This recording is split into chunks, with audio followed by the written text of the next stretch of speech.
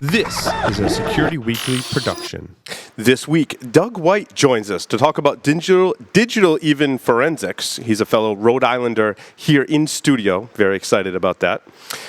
Let's see. We're going to bring back our listener feedback segment for this evening. It's going to be a lot of fun. We got some pen testing topics to talk about. In our stories of the week, Pornhub announces a bug bounty program, Linus Torvalds tries to talk about IoT security, and freaking out over the DBIR. All that and more. Stay tuned. Broadcasting live from G-Unit Studios in Rhode Island, it's the show where exploits run wild, packets aren't the only things getting sniffed, and the cocktails flow steady. It's Paul's Security Weekly.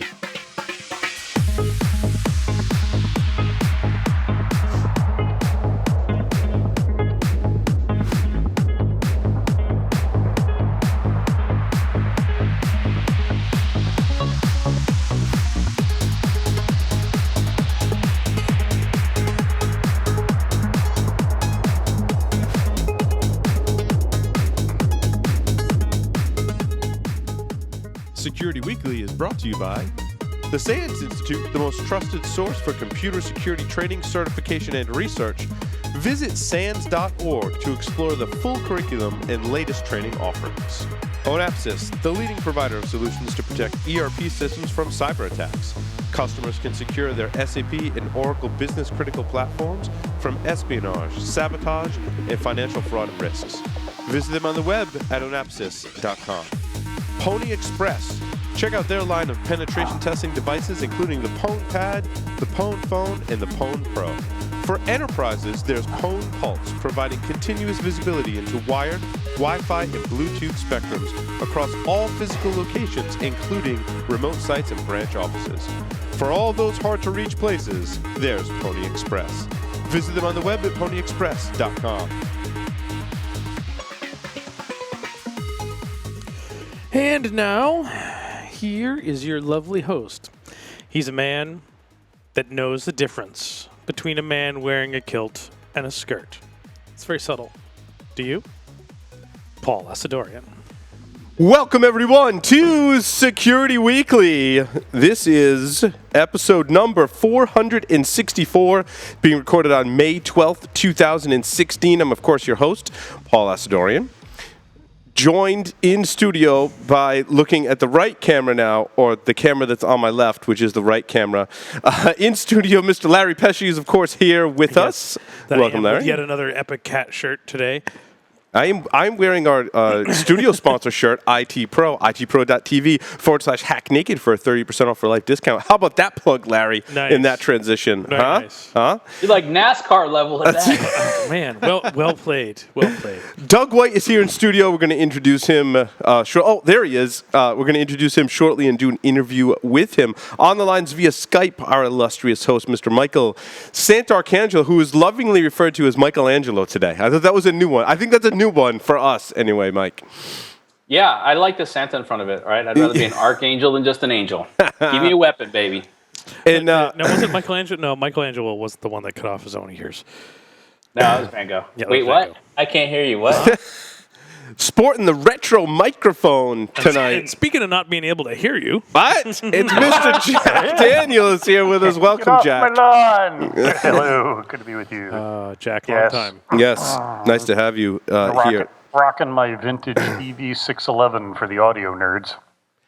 Yes, very nice. Now, Jack, is that actually vintage or is it Oh yeah, repop This type? is found in a junk bin at a thrift thrift shop and cleaned up and put back together and had custom cable made that fits the weird adapter, and now it's punched through the board and in. So it's got more of a kind of AM vibe, and it does pick up a lot of echo in the room. I love it. It looks cool, right? It does. So who cares? It's awesome. So now we got to say like first time caller, long time listener. Yes. A couple of quick announcements. CloudSecurityWorld.misty.com. Cloud Security World is coming to Boston June 14th and 15th. Andrew Hay is keynoting, as well as Chris Valesic. Make sure you check that out. CloudSecurityWorld.misty.com. Source Conference. Visit sourceconference.com. That is also coming to Boston next week, in fact, and we will be there. Well, Keith is going to be there, and he's giving out free Hack Naked t-shirts. Scan your badge, get a Hack Naked t-shirt. They're all hard to ready to go. It's hard to beat. May 18th through the I didn't 19th. even get one. We were together at a conference, and all you have were like, Size small. yeah. That was a I am not. That was a miscommunication. Although you did look lovely in it, Mike. Thank you. Yeah, well, if you just cinch the middle, it's good. It's good. But see, Mike, the thing, he gave you the small, so you'd have to take it off because it looks better on the floor. Ooh.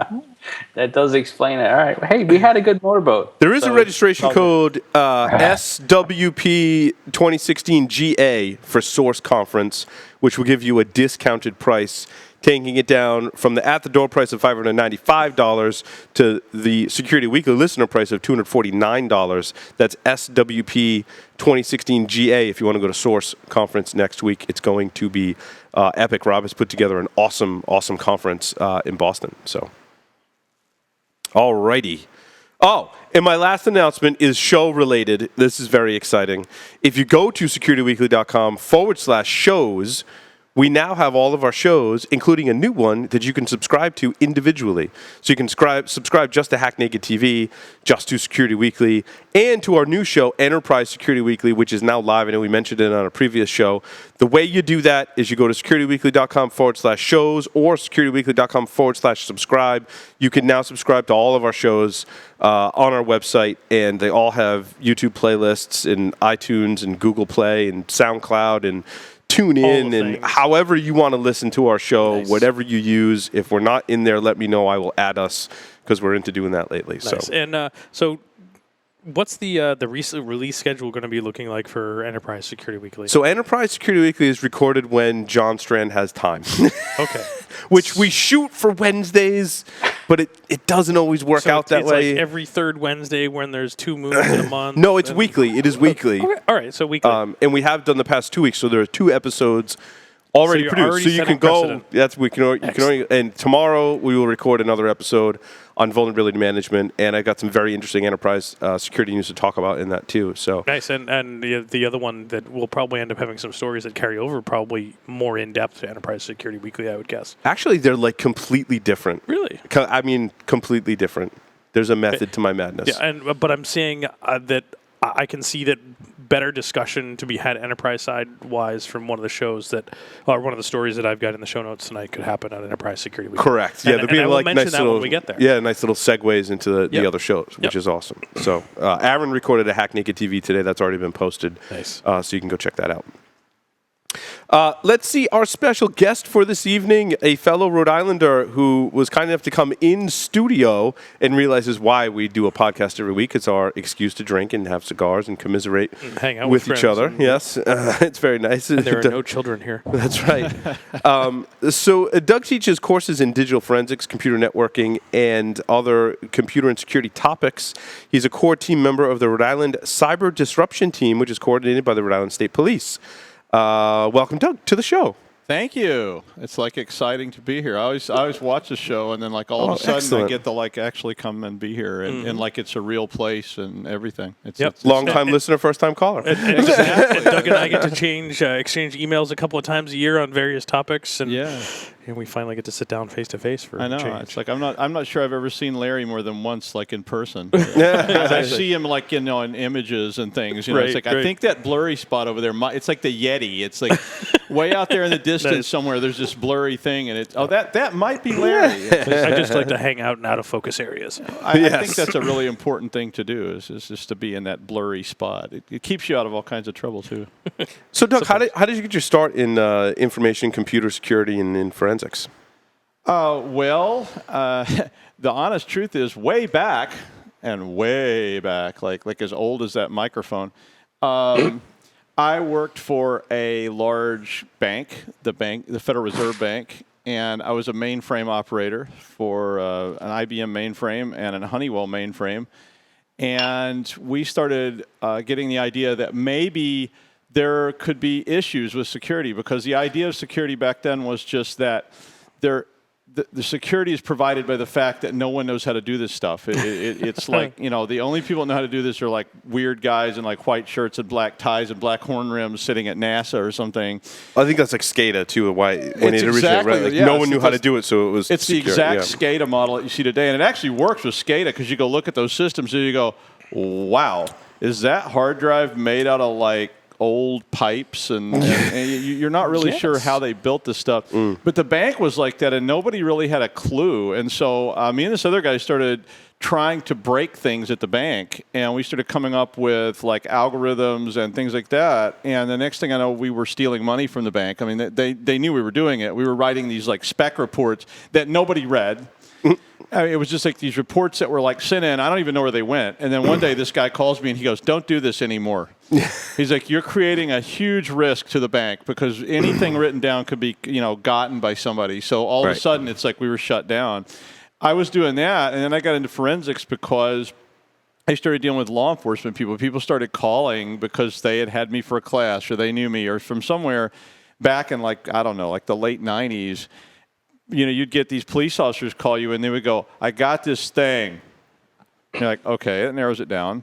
And they're like, "I think it's a computer thing." And you're like, "Okay," and that narrowed it down a little bit. So now we're down to like all technology that ever existed on the earth. And they're like, "Could you come look at it?" And then you go look at it, and it's a floppy disk or something. You go, "Yeah, it's a floppy disk." And the guy's like, "Really?" And you're like, "Okay." Or if it's really advanced, it's a zip drive. Ooh. And I got asked to look at a floppy disk that was involving some like missing person stuff, and they'd found it, and they didn't know what it was. And that was sort of like the first time and it wasn't called forensics then. It was just called like being that weird nerd guy that you call the computer nerd. Yeah, found some technology. Call the nerd. Yeah, call the nerds and get them down here. Don't let them touch anything. Like they're nerds. They're uncomfortable.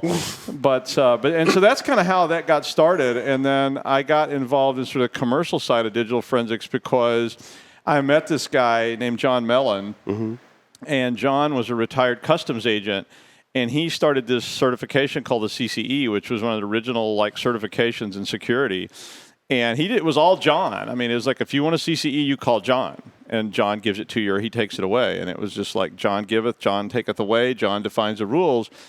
And I started talking to him about it and how we ought to do training and all this kind of stuff. And the next thing I knew, we were doing classes that were being taught all over the world. And John certified me to teach his class, which was, I had to teach the whole class. I had to fly to Atlanta because John didn't fly on airplanes. So he only went as far as he could drive from Key West, and that was it. It was like Atlanta. So I went to Atlanta, and I sat in this like hotel ballroom with me and John, and I taught that class to him. And you teach it to just him? Just to him. He was sitting on a stool, and I just literally sat in the ballroom, and he was just like, "Go." And I was like, okay. When does everybody else show up? Is there any students? And he was like, "Just me, go." And so I spent 1 week, and every day I would get up and I would go down there. And you had to go to eat with John because he ate at the sports bar every night because they had like what he wanted, and you had to go with him. And that was the deal. That was the deal, and that was part of the credentials. But and then I taught the CCE for years.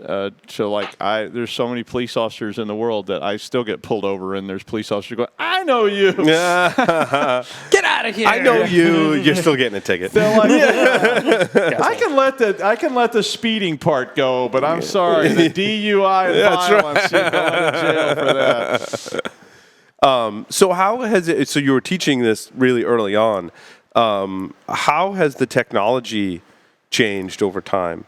I mean, you talk about looking at a floppy disk now, like forensics went from being like this. It was this true esoterica. It was literally like mainframe. It was guys with soldering irons and strange stuff, and mainframe guys that were writing scripts and writing C programs, and people going, "How do you capture these packets?"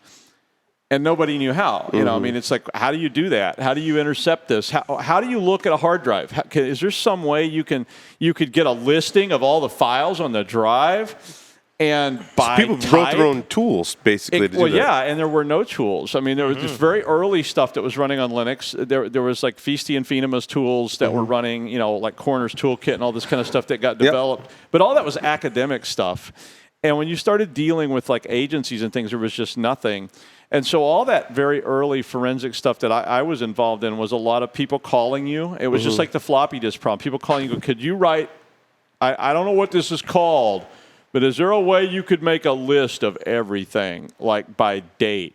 And so it was literally just writing, like Unix scripts sometimes, or C programs that would go grab the whole hard drive directory and dump it so that it could be printed out in a file. And that then, turned into all of a sudden there's a tool. Somebody's saying, have you seen? And you're going, no, I haven't seen that. And then they're like, well, you should check this out. Or you go to a trade show and there's like a booth and there's some guy sitting there selling, access data forensic toolkit. And you're going, well, that's interesting. And at the time, it's like one guy sitting there, he's like, I wrote this, and I'm the sales dude. yeah, like, you want a free copy? Take it, please. And so as tools developed, it went from being this very esoteric thing to now being, there's a lot of just this kind of script kiddie, push the button and hope it works kind of stuff that's on the back end. And like I'm the one of the examiners for ISFCE. And so when people send these in, and I'm the ASCLD examiner, and I got to tell you this, I'm sorry. I know. Keep going. You're doing great. This is the coolest thing. I'm the only person in the entire world, and like the globe, and other planets too, I guess, that is the ASCLD crime lab examiner. So if your crime lab is accredited, I'm the guy who did it. I write the exams, I score them, and you can tell when these people don't know what they're doing, that they're just loading some tool and they're pushing whatever the button is that you push. Make it go. Yeah, and you'll see these things, and I get them from students too, where they just go bip and they push it, and they miss all this stuff because they don't even know what they're looking at. They're just like, I found a Word file, because the tool they're using gets Word files, but they don't realize that there's other kinds of files that might exist, and they don't even really know what it is. And you see them try to write these expert reports, and it's just so embarrassingly bad. So I have a question along those lines, Doug. So in the beginning, right, when they found the floppy disk, they had to call in an expert to write some software to perform forensics on it. But today, there's lots of tools available. Can the law enforcement now, are they pretty, how much are they on their own when they think you find some technology and are able to perform forensics on it? Is law enforcement doing that? Is it a law enforcement specific forensics person, or do they still kind of go out to the public sector? Well, here's what's happening. A lot of large-scale things, they actually have forensics units now. So like Rhode Island, Rhode Island's one of the most progressive states, and I know you don't hear that often, but in terms of computer crime and computer technology with police, Rhode Island has been massively progressive with this. And that unit, like the state police computer crimes, has professional computer examiners. So these are techie people. People that took your class. Well, actually, they took the URI class, but okay. Sorry. And URI, no chance, but mine's better. But these guys are actually... It was tough for police officers because police officers traditionally don't trust anybody who's not got a badge. Because right.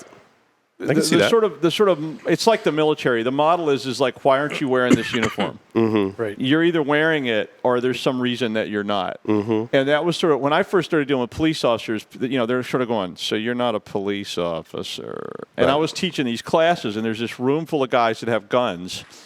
And you can see, and they're scared to death of technology, and you can see them start patting their guns when they get nervous or whatever.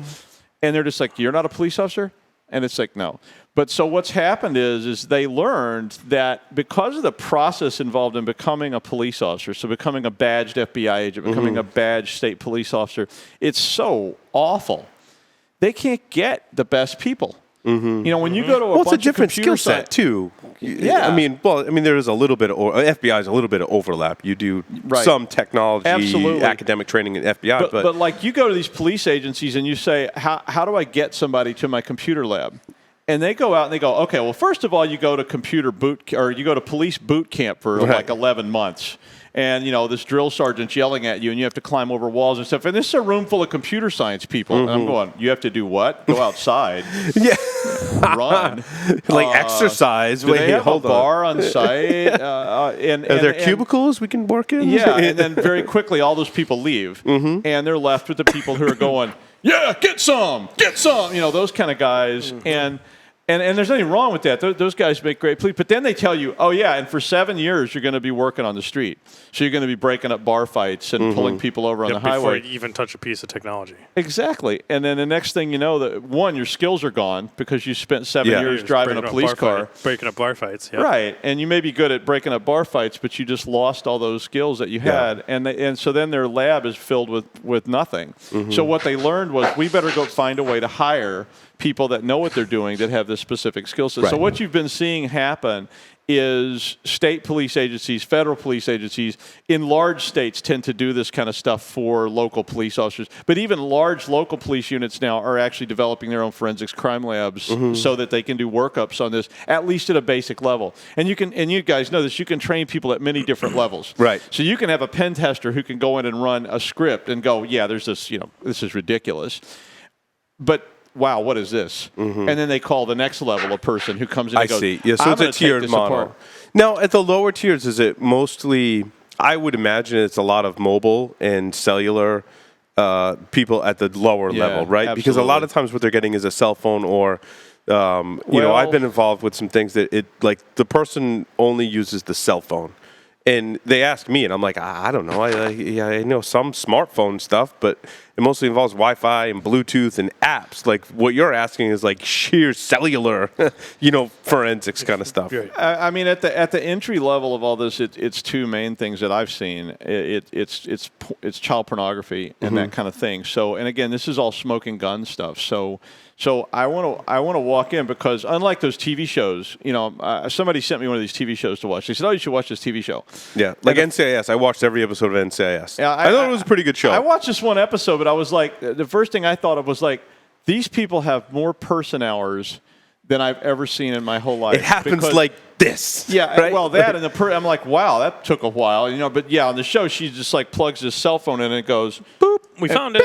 There it is. All the evidence is outlined there with like flashing red boxes around it going, guilty, guilty, all guilty. the time. My wife says the same thing about the traditional NCIS type crime shows. Yeah, well, because they do she worked in the those mass spectrometer. Right, and she worked on a GC mass spec and all those type of equipment for many years. And she's like, no, you don't put it in 10 seconds later, the printer spits stuff out. No, it's like 4.5 hours for one sample. When I talk to law enforcement, they're like, and I tell them about I'm like, how it happens on TV, I know is not reality. I'm like, how big is that gap? And they're like, dude, it's all about time. Like some of it might be technically accurate. A lot of it, it depends on the show, will be technically accurate, but they're like the one thing that is exaggerated to the max is the time. Yeah. The timetables are way off. Like I was talking to law enforcement, he's like, yeah, we can do the specific thing. And I'm like, yeah, in the show that took like an hour. He's like, yeah, dude, that takes like 3 months. Right. And the other problem is there's a complexity spectrum in it that's really problematic because if you're going to convict somebody of a crime, you have to be able to explain that. And I used to work for this jury analytics people a long time ago. And when we did jury analytics, we assumed that jurors could read at the 6th grade level, which was being awfully generous. And sometimes we had jurors that were illiterate. I mean, we had a juror once in a business trial. It was an antitrust suit. Oh, God. And I'm writing notes for this guy, and I'm going, okay, juror number 3 is illiterate.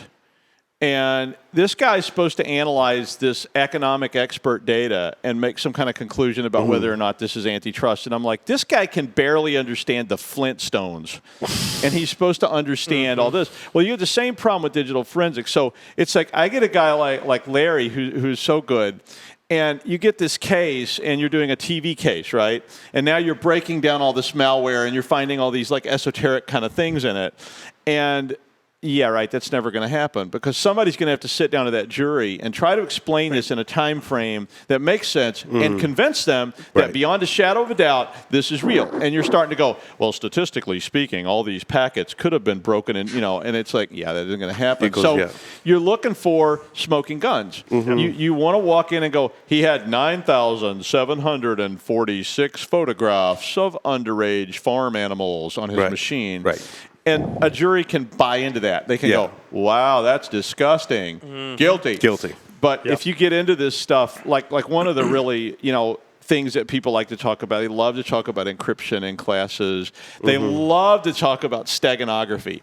I've never seen a forensics book that they didn't have like a whole section on steganography. Like 3 days worth of material. Yeah, and I'm like, I'm like, why are we talking about this? Because if this was real, steganography is real. Don't get me wrong. I mean, you guys know that.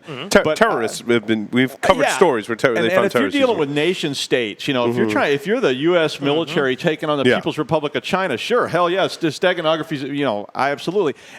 I believe probably people are using steganography to do these kind of crimes as well. I mean, if you were doing child pornography, why not? But you don't catch them. Mm-hmm. And you're more apt to catch them putting draft emails in the draft email and deleting them from there. Well, it's kind of the Lex Luthor problem, you know. I mean, Lex is going to get away with the crime because he's going to be so sophisticated that nobody's going to ever have the person hours to dedicate to tracking Lex Luthor down. Sure. They're going to be too busy, and there's too many other people to arrest. Yeah. The guy that walked into the 7-Eleven with a shotgun is the guy you go get because. Yeah. You know, he walked into a 7-Eleven with a shotgun on the video camera. We could see him. But that's more at the state level. Federal level might pay attention to the Lex Luthors of the world. And it's probably pretty hit or miss. Like, there's a story, actually, Bruce Schneider posted. We're going to talk about in the stories of the week about Russian spies. Absolutely. And they interviewed the kids who were 16 and 20, had no idea their parents were Russian spies. Totally like that, The Americans, like that show. That show. Yeah. So, a question on the time thing, and it may be out of a little bit of your wheelhouse, but what, you put those, you get those people trained up and you bring them in from outside into those law enforcement agencies. What's the turnover burnout rate for folks that are in those type of areas? If you have any, I don't have any data on it, but the weird thing about that surprised me is. I was going to do this internship, right? And they immediately came to me and they said, "Okay, you have to go to this weekly psych session. So you got to go to this prep briefing and all this stuff because the stuff is so horrible that just seeing it is going to damage you." Mm-hmm. And I'm like, I don't know if I want to do that. Can I just be a programmer, please? C never damaged me. I like it. C damaged me sometimes, though. Well, yeah, there is. Not in the same way that what you're talking about damages you, yeah. It wasn't that psyche damage. Yeah. It was just kind of like that. It's not the wake up in the middle of the night in a cold sweat. Oh, no, wait, C does that, too. Yeah, it does, actually. Okay, it's almost the same thing. But I've heard stories about analysts that have to review some of that stuff to catch terrorists because they'll embed messages in that. We actually covered, I think, a story on that on the show. So I think some of it's very stressful. I mean, I keep seeing the same people doing the analysis all the time, though. I mean, they're there. They've been there for years and years and years. I think some of it is you get used to it. I mean, it's just like people that work. Like I worked in a morgue when I was in high school. You get used to it really quick, and people are like, "Oh, you work in a morgue; it must be horrible." I'm like, after the first week, it's okay. It's nice and cool. You walk in, the customers never complain. It's just quiet. Nobody talks back. You can read. You can write code. I do want to apologize, Doug, if I'm checking my phone. It's only because my wife is due in like 4 weeks. Cool. So with the baby. So otherwise, if people see me like checking my phone or you hear my phone going off, it's because I can't put it on silent. I'm in the mode where I have to monitor. I'm so narcissistic. I would never notice unless it involved me directly. Yeah. So, and the reason I asked that is I know that when I was in the situation and had to deal with the web filtering and that type of stuff, and we weren't allowed to block, so we had to review everything to figure out whether it was appropriate or not. And I've seen my share of porn. Yeah. And quite honestly, it just became so like porn is supposed to be exciting. Like no. Yeah. No, it's really not what you think. It's really and even worse because none of the people in that organization could actually find good porn. Yeah. Well, that's actually one of the, if you read the literature about child pornography and these people that are into child pornography, that's kind of the progression is not all those people are actually, and I'm not defending them by any reason, not all those people are actual pedophiles. They're people that become so immune. So they start off and they watch cheerleader videos. Yeah, regular porn. And they get bored with cheerleader videos, and then they switch over. Like the progression is like they switch to S&M, I think, is the next one, and they watch that till they're just immune. Then they get to bestiality, and they're just titillated by this sort of exaggerated nonsense until they just get to these such extremes that like it starts to wear off, and you go and find the next. Yeah, I mean, I guess it's like violence. It's like watching violence. You if you've never seen violence in your whole life. Yeah, Clockwork Orange, right? Yeah, and exactly. And you just get more and more immune to it till it just has to be more and more extreme to actually, pique your interest. And so I guess the people that are doing the analysis get used to it as well. But, I mean, the few times I've been exposed to it, I mean, I've seen plenty of, questionable material and corporate analysis, and we've been doing corporate analysis or corporate network monitoring. And, you see the guy that's watching, whatever, and it's like, oh, my God, I can't believe this guy's watching that. And you do get kind of, you're just like that. I did a case once where it was like, I was just supposed to go through 36,500 pictures to see if I thought any of them were actual child porn.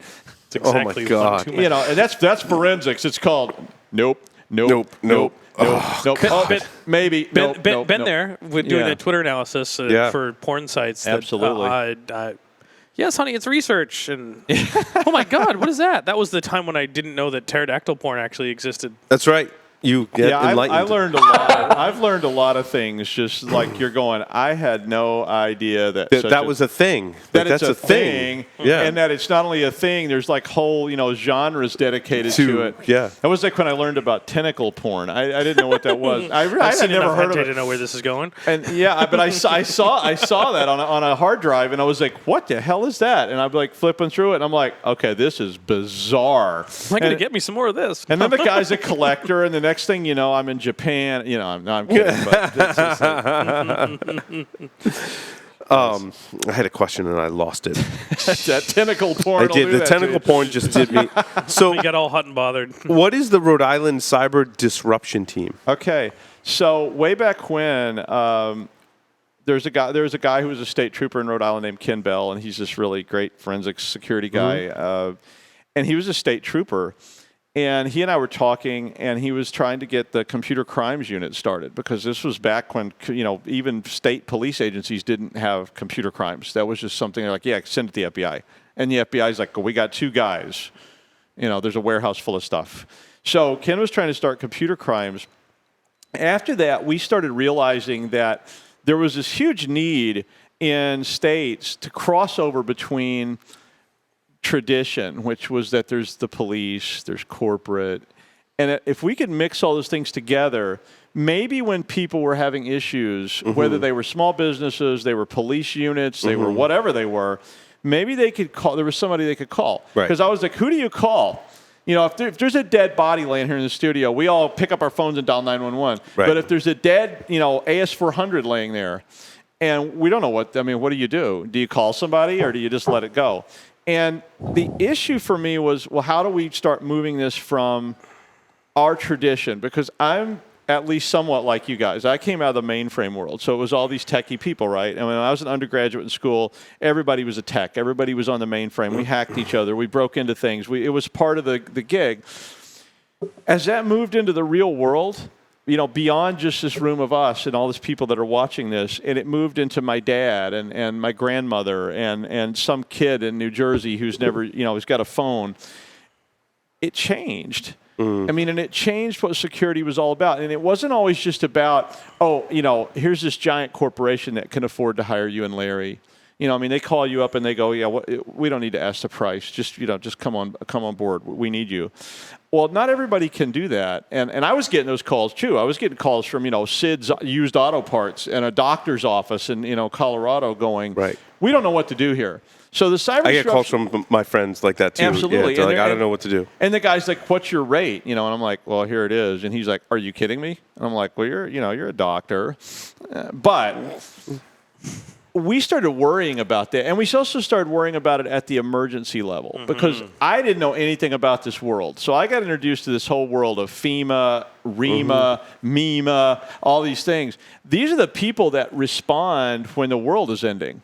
Right. And used to, when the world was ending, it was a fire, it was a flood, it was an asteroid coming down from the sky, it was alien invasions or whatever. Today, it's like, well, what if the Chinese government took us out? What if they take out the state of Rhode Island? What if some 12-year-old kid in Guangdong takes out the state of Rhode Island because there was a zero-day exploit that we didn't know about because, we didn't keep up, and the DMV is down? I was at DMV yesterday. I'm like, that would be bad. That'd be a lot of angry people. And the problem is with those kind of entities, they don't exist in the corporate world where you guys are. If they call the state police 15 years ago, the state police is going, what? You got what? A computer? You need to call, I don't know, those guys at Best Buy? Yeah. Because that was really where that was. Yeah. And as that shifted, we started seeing the need for, there could be an event that dramatically affects the whole world that involves just a technology piece or that it's a combination of those things. So we did an exercise a few years ago that involved a solar flare. I had never thought of this in my life. I write exercises all the time. I've written them for corporate. I've written them for military. I've written for law enforcement. I never thought of this. And I got this exercise. It was like, there's a solar flare. You got 30 minutes. And it's so severe that it's going to be like the one in the 1800s where it lit up all the telegraph machines. You know, there was this one where they actually unhooked the telegraph machines from the electricity and they could still use them. There was so much solar radiation. And I was like, every machine in the state's going to be destroyed. Every one. Anything that's on that's above ground is going to be wiped. They say it's essentially the same effect as an EMP. It's like a big EMP. And it was like, how does the REMA, the Rhode Island Emergency Management Services, deal with this? And they're like, there's no protocols, there's no specs, there's no FEMA documents telling them what to do. So the cyber disruption team started to be formed around what would we do? What would we do when the computers go away?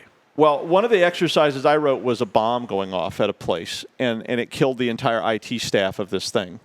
And I'm not going to say what the thing was, but I mean... Welcome to Mid-Atlantic CCDC. That's right. Oh, absolutely. and I'm like, what do you do now? And the thing that really made this start to change in some ways was 9/11, because whole companies were wiped out because their IT staffs were gone.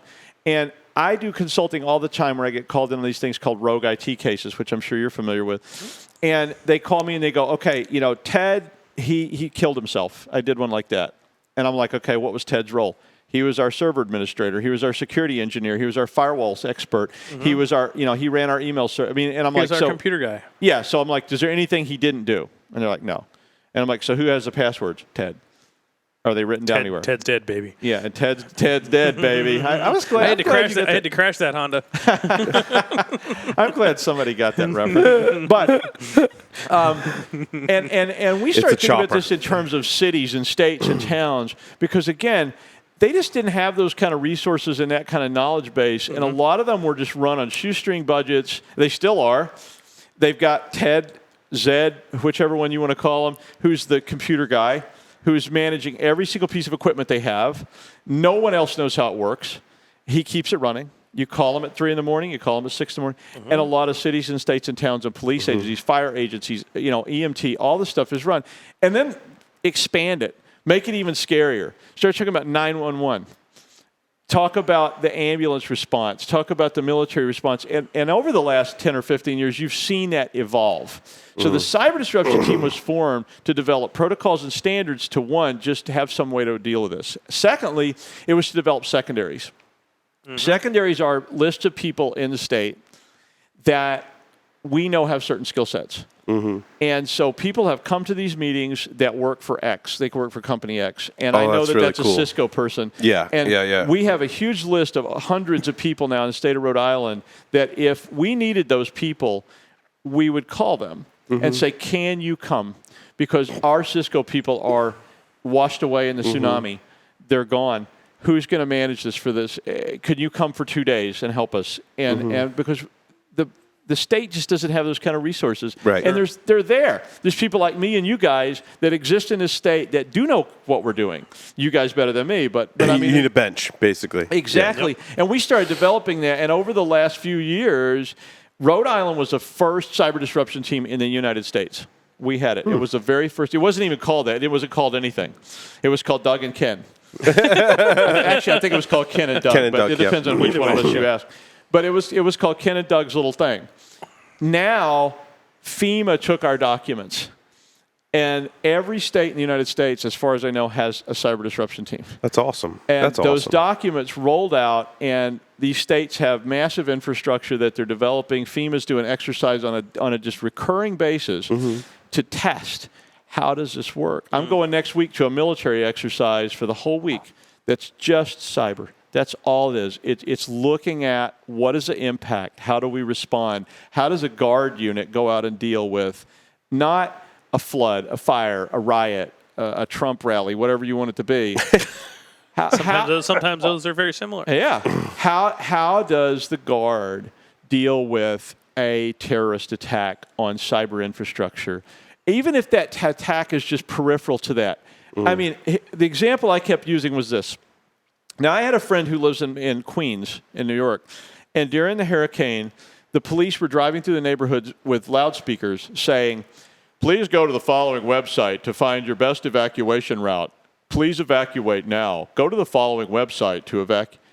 They pull it up, and it's 404 because the web server crashed about an hour ago. Right. Well, we're not there yet in our society, but within a few years, we're going to be to the point where when this doesn't work, We don't know what to do. I'm going to not just not know what to do. I'm going to run screaming. I'm going to panic. I need a mechanism so that we can, in the state, find a way to deal with this just the same way we deal with an asteroid about to hit the Earth and say, okay, yeah, you guys are all dead, but everybody that's, say, 5 miles from here could run, and you might have a shot. Yep, I had that moment recently. I had a week off from the show, 2 weeks actually, and I went on vacation, and we were there. It became between 8 and 9 days with no cell phone, no internet, and no television, and it was awesome.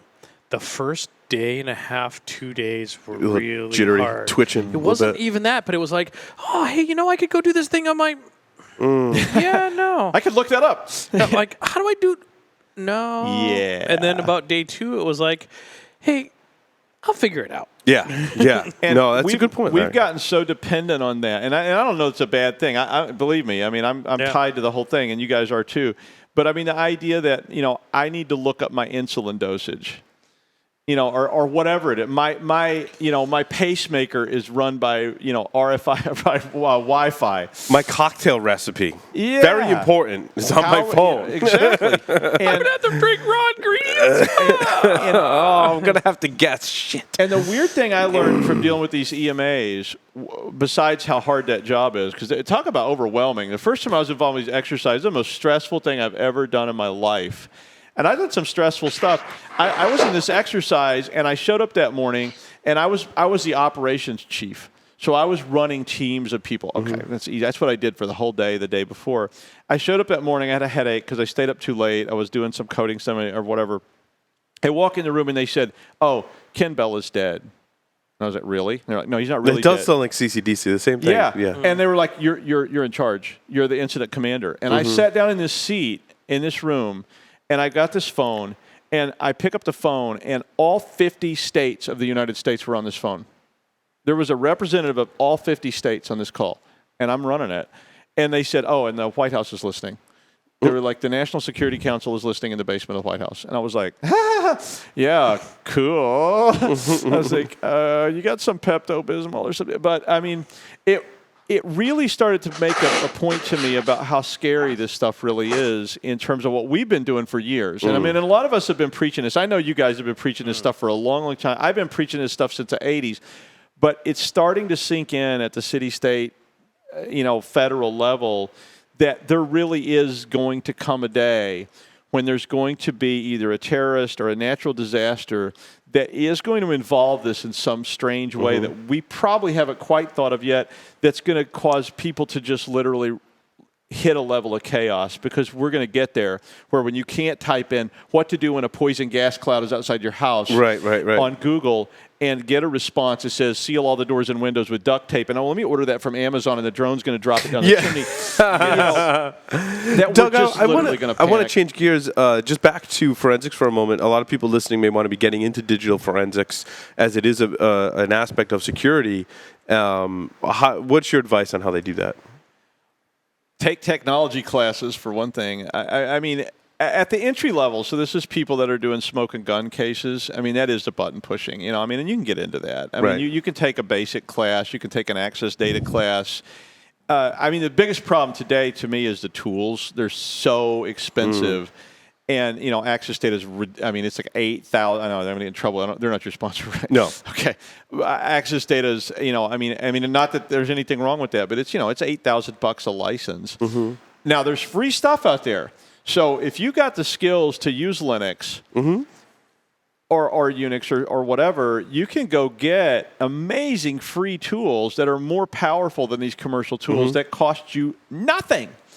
But not that many people have the schools, the tools or the skills for that, I guess. Right.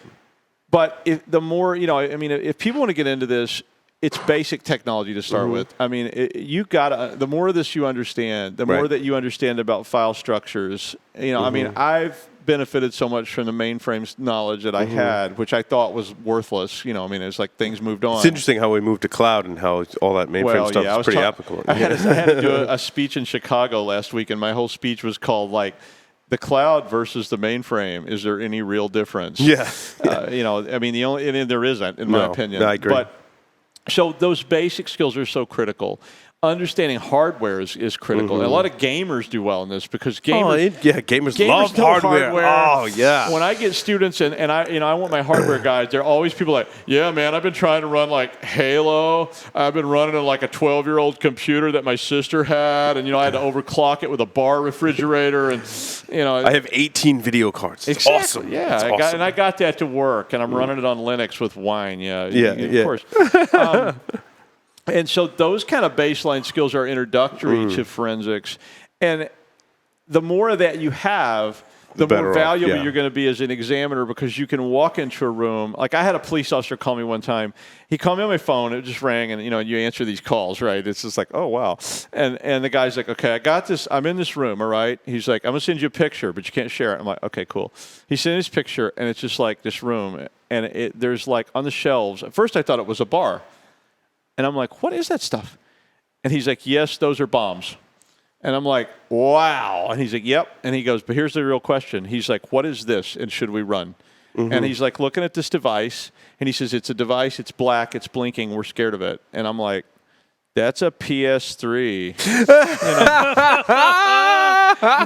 you play your PS3 surrounded by bombs. Right. Well, yeah, he was like, what does that mean? Is it bad? And I'm like, I think the guy likes to play, like maybe Halo or something while he's, in between taking a break from building bombs to blow up whatever. Is there a cable from the PS3 tied to the bomb? Yeah, so it's like, is there anything attached to it besides, say, like a little, controller? And he's just like, no, there's just some controllers. And I'm like, okay, that should be fine then. I wouldn't worry about it too much. Funny. But so, Doug, very important. We're getting ready to go to the next segment. I do have 5 questions for you. Okay. 3 words to describe yourself. Dilettante, that's the first one. Programmer. I mean, I can't ever get away from that one. I mean, I'm sorry, I'm tied to that one. Like the buttons on your blouse. So that's a shout out to Warren Zevon.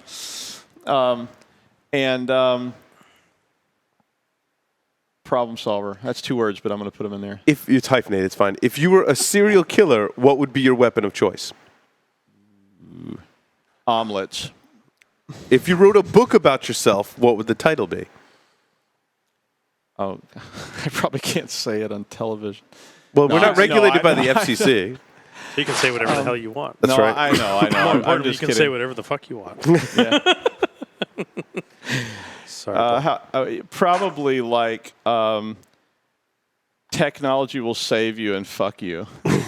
In the popular game of Ask Grabby Grabby, do you prefer to go first or second? I'm definitely first. Choose 2 celebrities to be your parents. Alive, dead, fictional, or otherwise. Oh wow.